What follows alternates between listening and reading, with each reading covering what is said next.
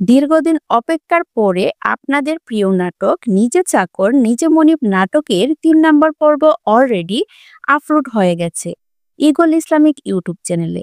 তো ভিউয়ার্স, এখন কথা হচ্ছে নিজে চাকর নিজে মনিব নাটকের ৪ নম্বর পর্বটি কবে আসবে এবং আপনি কি করলে সবার আগে দেখতে পারবেন। সবকিছু বিস্তারিত জানার জন্য ভিডিওটিতে লাইক দিয়ে চ্যানেলটি সাবস্ক্রাইব করে দেখতে থাকুন।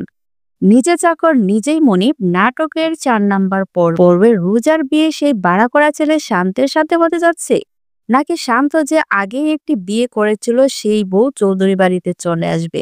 তবে কি এবার নিজে চাকর নিজেই মনিব নাটকের ৪ নম্বর পর্বে সত্যতা প্রকাশ পেতে যাচ্ছে? চৌধুরী সাহেবা সালামকে নিজের ছেলে হিসেবে মেনে নিবে? কি হতে যাচ্ছে নিজে চাকর নিজে মনিব নাটকের ৪ নম্বর পর্বে?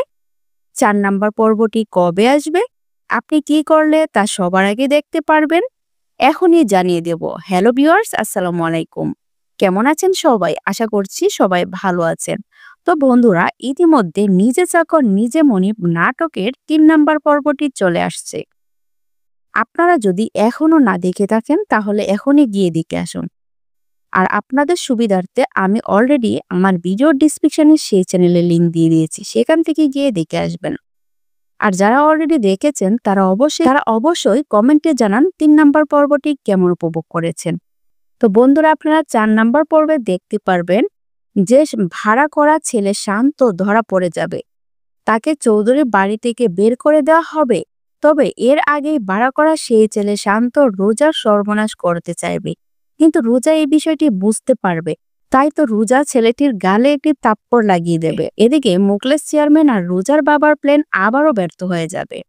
এদিকে মুখলেস চেয়ারম্যানের ছেলে রাশেদ রোজাকে বিয়ে করতে চাইবে, কিন্তু ইতিমধ্যে দেখা যাবে যে রোজার বিয়ে তো সেই ভাড়া করা ছেলে শান্তের সাথে হতে যাচ্ছে। তাহলে মুখলেস চেয়ারম্যানের ছেলে রাশেদ কিভাবে বিয়ে করবে? তাই তো মুখলেস চেয়ারম্যানের ছেলে রাশেদ বলবে, যারে নিয়ে তোমার মনে লাড্ডু ফুটতেছে সে কিন্তু একদিন তোমায় বড় দুঃখা দিবে। তবে সব মিলিয়ে এই ৪ নম্বর পর্বটি অনেক ধামাকাদার এবং অনেক ইন্টারেস্টিং হতে যাচ্ছে। তো ৪ নম্বর পর্বটি কবে আসবে এখন জানিয়ে দেব। ৪ নম্বর পর্বটি আসবে ১১ জুন দুপুর ৩টা ৩০ মিনিটে। চলে আসবে ঈগল ইসলামিক ইউটিউব চ্যানেলে।